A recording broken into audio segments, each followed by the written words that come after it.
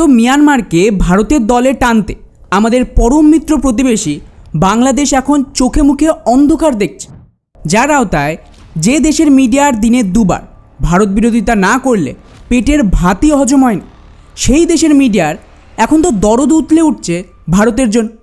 যে ভারত মিয়ানমারের সাথে যেভাবে এখন চুক্তি করছে তাতে করে ভারতেরই নাকি ক্ষতি হবে, এবং যেভাবে আগে মিয়ানমার চীনকে ধোঁকা দিয়েছিল সেমভাবে মিয়ানমার এখন ভারতকেও ধোঁকা দেওয়ার চেষ্টা করছে।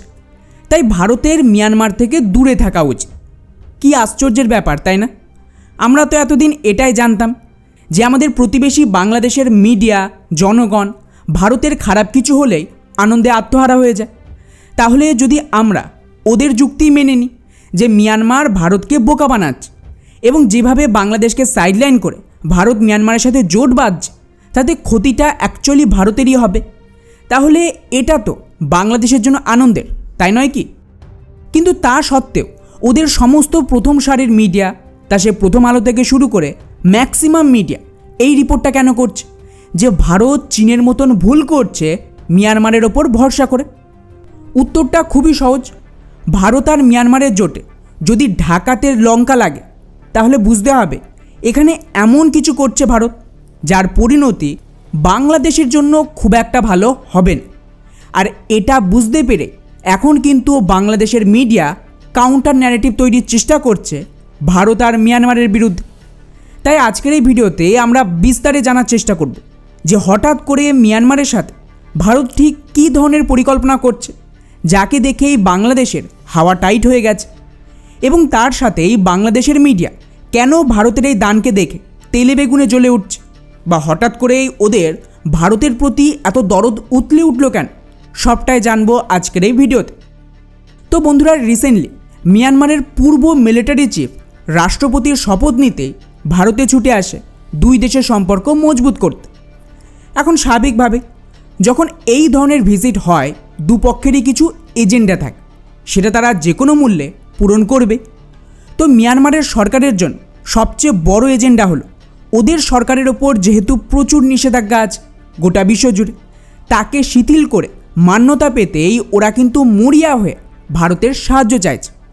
এর সাথেই আরেকটা বিষয় আছে, সেটা হলো গত কয়েক বছর মিয়ানমারে গৃহযুদ্ধের কারণ মিয়ানমারের বেশ কিছু জমি চীনের সেনাবাহিনী ধীরে ধীরে দখল করে নিয়েছে। তাই মিয়ানমারের একটা অল্টারনেটিভ চায় যাদের ওপর মিয়ানমারের সরকার ভরসা করতে পারবে। ব্যাস, এখানেই ভারত নিজেদের পাল্টা দান চায়। এই মুহূর্তে মিয়ানমারের ওপর আমেরিকা আর চায়না দুজনেই কিন্তু শকুনের মতন চোখ লাগিয়ে বসে আছে। উদ্দেশ্য একটা, সেটা হলো মিয়ানমারে যে ব্যাপক পরিমাণে খনিজ সম্পদ আছে তাকে লুট করা। আর এটা কিন্তু ভারতের জন্য ব্যাপক ফায়দায়। কিন্তু আমাদের ক্ষেত্রে বিষয়টা কেবলমাত্র খনিজ সম্পদের নয়, তার চেয়েও আরও কিছু গুরুত্বপূর্ণ রয়েছে, যার মধ্যে দুটো বিষয় ভারত মিয়ানমারকে নিজেদের পাশে চাইছে, আর এতেই বাংলাদেশের মূল সমস্যা। প্রথমত, বাংলাদেশ এত বছর ভারতকে ব্ল্যাকমেলিং করার চেষ্টা করছিল এটা বলে যে ভারতের স্বার্থে বাংলাদেশকে শান্ত রাখা জরুরি, যাতে ভারত বাংলাদেশের ভেতর দিয়ে আমাদের নর্থ ইস্টের রাজ্যগুলোতে যোগাযোগ ব্যবস্থা উন্নত করতে পারে। আর বাংলাদেশ বেসিক্যালি চিকেন নেক করিডোরের একটা অল্টারনেটিভ দিতে চেয়েছিল হাসিনার আমল, এর ফলে বাংলাদেশের সুবিধা হতো। এখন এরপর ইউনিস আসাতে অ্যাকচুয়ালি আমরা বাংলাদেশ আর ওখানকার জনগণের আসল রূপ দেখতে পেলাম। তাই ভারত কিন্তু কোনোভাবেই বাংলাদেশে একটা টাকাও নতুন করে খরচ করতে চাইছেন। ভারত চাইছে বাংলাদেশকে সাইডে রেখে মিয়ানমারের সাথে সিতুয়ে বন্দর দিয়ে যে পুরনো কালাদান প্রজেক্ট তাকে সম্পূর্ণ করে কলকাতার সাথে ডিরেক্টলি নর্থ ইস্ট ভারতকে জুড়ে দেব। এর সবচেয়ে বড় সুবিধা কি জানেন? মিয়ানমারে বাংলাদেশের মতন কিন্তু জেহাদি সমস্যা নেই। উপরন্তু যেহেতু পশ্চিমবঙ্গে সরকার বদল হয়ে গেছে, এখানে কিন্তু পুনরায় ইন্ডাস্ট্রি তৈরি হচ্ছে। তো পশ্চিমবঙ্গ নর্থ ইস্ট ভারতের রাজ্যগুলোতে নিজেদের তৈরি পণ্যকে রপ্তানি করে বা প্রয়োজনীয় সাপ্লাই চেনকে মেনটেন করার সাথে ওদিকে মিয়ানমারের যে বাজার সেটাও কিন্তু দখল করতে পারবে। এছাড়া অন্যান্য রাজ্য পশ্চিমবঙ্গের থ্রু মিয়ানমারে গিয়ে মিয়ানমারে নিজেদের পণ্য রপ্তানি করতে পারবে। পার্টিকুলারলি নর্থ ইস্ট ভারতের যে বাজারটা সেটা কিন্তু এত বছর বাংলাদেশি কোম্পানির দখলে ছিল। তো এটাকে নিয়ে বাংলাদেশের প্রথম সমস্যা। বাংলাদেশের মিডিয়ার যুক্তি হল ভারতের এই যে কালাদান প্রজেক্ট সেটা শেষ করার জন্য মিয়ানমারের সরকার যদিও বা সাপোর্ট দেয়, সেটা কিন্তু মিথ্যে সাপোর্ট। মিথ্যে কেন? তো বাংলাদেশ বলছে মিয়ানমারের এই যে সরকার বা সেনা, তাদের কাছে এই রাখাইন অঞ্চল বা তার বেশিরভাগ এলাকার কোনো ক্ষমতাই নেই। ওগুলো ইতিমধ্যেই আরাকান আর্মি দখল করে নিয়েছে। তাই যতই ভারত মিয়ানমারের সরকারের সাথে চুক্তি করুক না কেন, লাভ তো হবে না। অর্থাৎ বাংলাদেশ চাইছে মিয়ানমারের বদলে ভারত পুনরায় বাংলাদেশেই ইনভেস্ট করুক। এখন মুশকিল হচ্ছে বাংলাদেশি মিডিয়া ভাবে ভারতীয় জনগণ ওদের জনগণের মতনই হাঁটুর নিচে বুদ্ধি রাখে, তাই যা বলবে সেটাই সবাই মানবে। ভারত কিন্তু ইতিমধ্যেই জানে যে রাখাইন অঞ্চলের কী অবস্থা। তাই আজ থেকে বছরখানেক আগে ভারত সরকার আলাদা করে আরাকান আর্মির সাথে নিজেদের সম্পর্ককে অনেকটাই মজবুত করে।